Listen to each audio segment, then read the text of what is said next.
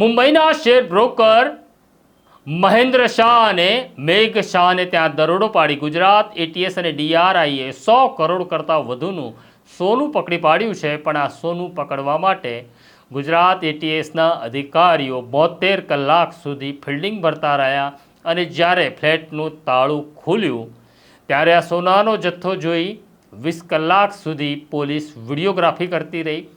તેની વિગતે વાત કરવી છે. વૈષ્ણવજન તો તેને કહીએ જે પીડ પરાઈ જાનાને રે.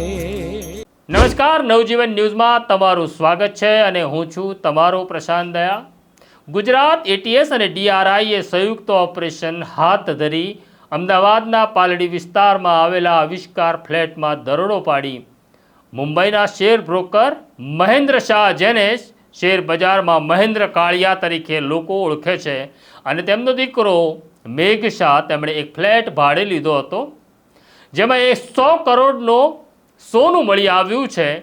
પણ આ ઓપરેશન કેવી રીતના પાર પાડવામાં આવ્યું અને કેવી રીતના ગુજરાત એટીએસે કામ કરી તેની વિગતો તમારે જાણવી જરૂરી છે.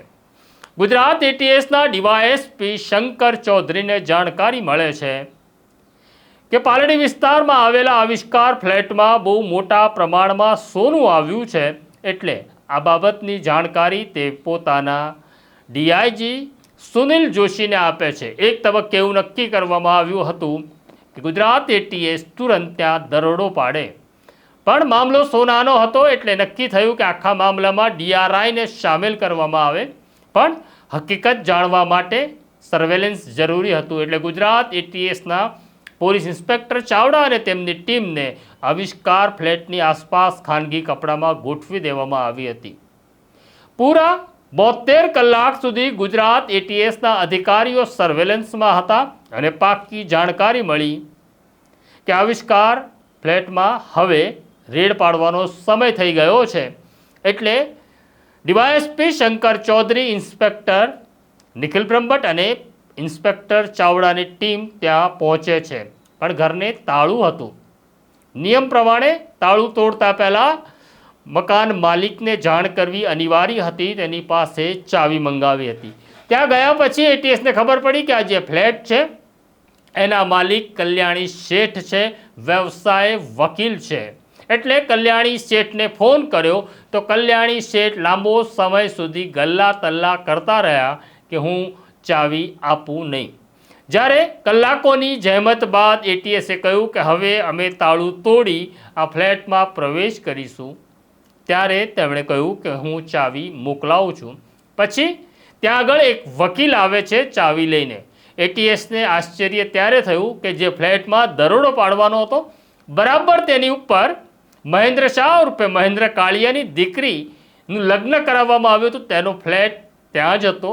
પોલીસ કલાકો સુધી ત્યાં સર્વેલન્સ કરી રહી હતી, મહેનત કરી રહી હતી. આ બધું જ મહેન્દ્ર શાહની દીકરી જોઈ રહી હતી, પણ તેણે પોલીસને જાણકારી આપી નહીં કે આ ફ્લેટ મારા ભાઈ મેઘ શાહે ભાડે લીધો છે. પણ ત્યાં વકીલ પહોંચે છે અને વકીલ મહેન્દ્ર કાળિયાની દીકરી પાસેથી ચાવી મેળવે છે અને ચાવી લીધા પછી એટીએસના અધિકારીઓ ડીઆરઆઈની સાથે મળી વિડીયોગ્રાફીની સાથે જ્યારે ઘરમાં પ્રવેશ કરે છે અને સોનાનો જથ્થો, રોકડા રૂપિયા, દાગીના અને કરોડોની કિંમતની ઘડિયાળ જોવે છે ત્યારે મેઘ શાહની દીકરીનું કહેવું એવું હતું, હું આ વિશે કંઈ જાણતી નથી. ગુજરાત એટીએસના ડીઆઈજી સુનિલ જોશીએ જાણકારી આપી કે આ ઓપરેશન 72 કલાક સુધી સર્વેલન્સમાં હતું અને ત્યાર પછી જ્યારે આ સોનાની ગણતરી, રૂપિયાની ગણતરી ચાલતી રહી. આ કાર્યવાહી 20 કલાક સુધી ચાલી અને 20 કલાક સુધી સતત વિડીયોગ્રાફી કરવામાં આવી કે જેથી કોઈ ચૂક રહી જાય. ત્યાંથી 1 કરોડ કરતાં વધુનું સોનું, 20 કિલો જેટલા દાગીના, રોકડા રૂપિયા મળી 125 કરોડની મત્તા અહીંથી ગુજરાત એટીએસને મળી છે. હવે આ મામલાની તપાસ ડીઆરઆઈ ચલાવી રહી છે. પણ અમને એવી જાણકારી મળી છે કે આ દરોડાની જાણકારી મળતા મેઘ શાહ, મહેન્દ્ર શાહ અને તેમના 2 સાગરીતો, જેનું નામ છે જાવેદ અને જીતુ, હવે દેશ છોડી ફરાર થઈ ગયા છે. સંભવ છે તેમણે આ દરોડા પહેલાં જ બીજા કોઈ દેશમાં સ્થાયી થવાનો નિર્ણય કર્યો હોય. શેર બજારમાં એવું કહેવામાં આવે છે કે આ 100 કરોડનો જે જથ્થો પકડાયો એ મહેન્દ્ર શાહ એટલે મહેન્દ્ર કાળિયાની માત્ર 1 મહિનાની આવક છે. પેની શેરને ઉપર લઈ જઈ શેર બજારને ઊંચું લઈ જવાનું, લોકોને રોકાણ કરાવવાનું ને પછી લોકોના પૈસા ડૂબાડી દેવાનો આ ધંધો હતો. આ અગાઉ સેબી દ્વારા અનેક વખત મહેન્દ્ર કાળિયાને નોટિસ પણ ફટકારવામાં આવી હતી. મહેન્દ્ર કાળિયા પાસેથી અનેક ગુંડાઓ એક્સ્ટોર્શન પણ કરતા હતા. કેટલાય લોકોને મહેન્દ્ર શાહે મોંઘી કરોડ રૂપિયાની કાર આપી હતી, જેમાં કેટલાય રાજનેતાઓના નજીકના સગા પણ સામેલ છે. કેટલાય ગેંગસ્ટરોએ પોલિટિકલ પ્રોટેક્શન આપવાનું કામ પણ મહેન્દ્ર કાળિયાને કર્યું હતું.